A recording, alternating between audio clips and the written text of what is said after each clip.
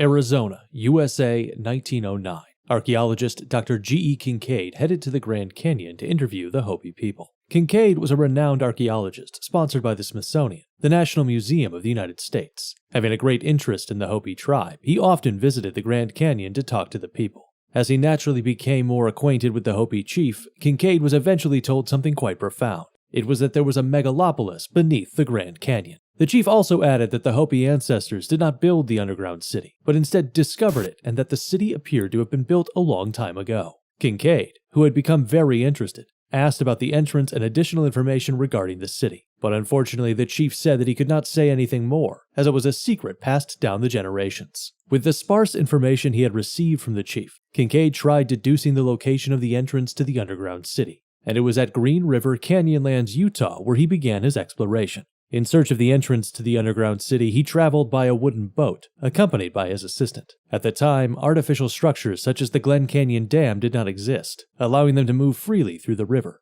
After some time passed, Kincaid discovered unusual sedimentary rocks on the eastern wall of the canyon, located approximately 42 miles above the El Tovar Crystal Canyon River. In addition, he also discovered different sedimentary staining on the riverbed nearby. Near the riverbank, he discovered an entrance to a cave, hidden behind surrounding objects. There were also minute traces of what looked like stairs around the entrance to the cave. Having discovered chisel marks on the inner wall of the cave's entrance, Kincaid was convinced that this was the entrance to the underground city. The thin and narrow path leading to the underground spanned several kilometers.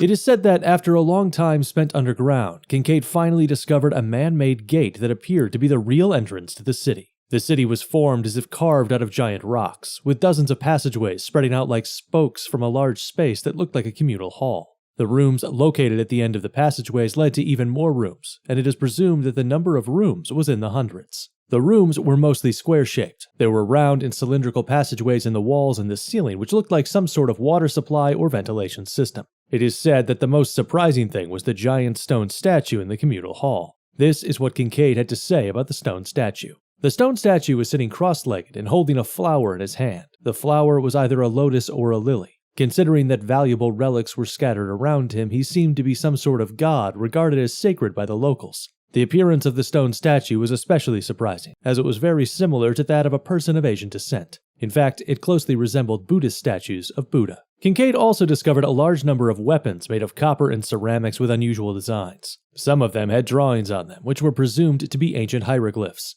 According to Kincaid, they looked quite similar to the ancient Egyptian hieroglyphs. It is said that Kincaid felt a strange sense of disparity as he was exploring the interior of the city, and this was because he had a strong feeling that the various relics and traces found inside the underground city were a mixture of civilizations from all over the world. The mixture went beyond just different countries, spanning across both the Eastern and the Western civilizations. Following the end of his exploration, Kincaid, who knew very well the archaeological significance of such cultural chaos, requested assistance from the Smithsonian. Upon reviewing the data sent by Kincaid, the Smithsonian immediately prepared to dispatch a large-scale second exploration team. The fact that there was a megalopolis existing beneath the Grand Canyon leaked to the outside and was followed by an article published in Arizona Gazette, a local newspaper in Arizona, USA. And so Kincaid began the second exploration of the underground city, alongside Professor S.A. Jordan and approximately 30 investigators dispatched from the Smithsonian. The second exploration revealed even more surprising facts. As they were looking around the basement, they discovered an extremely large and spacious room.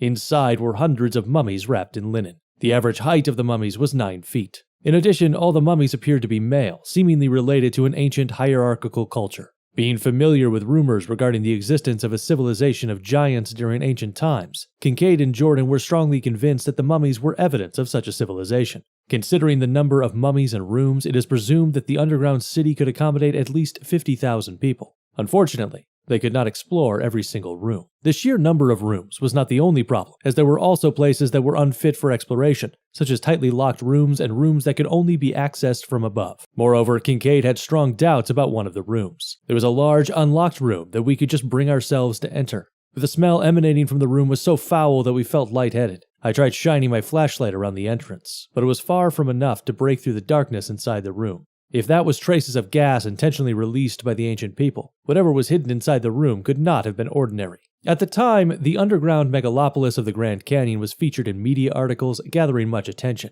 However, no additional information about the underground city was announced after the second exploration. This was because the authorities in Washington, D.C., who had been informed of the exploration details by the Smithsonian, ordered the immediate closure of the cave. People waited, hoping for Kincaid to reveal the truth, but since then, news about him could not be found in any media.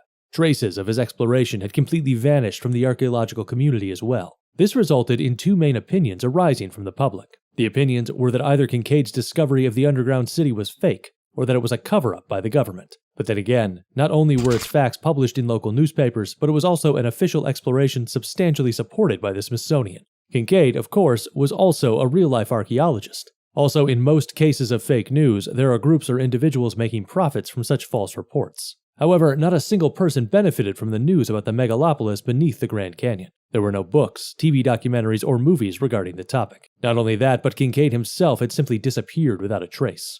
A famous American conspiracy theorist, John Rose, even went all the way to the Grand Canyon to discover the truth. I am unsure if the place I found was the entrance to the cave. However, soldiers guarding a seemingly insignificant gap in a canyon on a 24-hour shift were quite suspicious. They were even armed with M16s.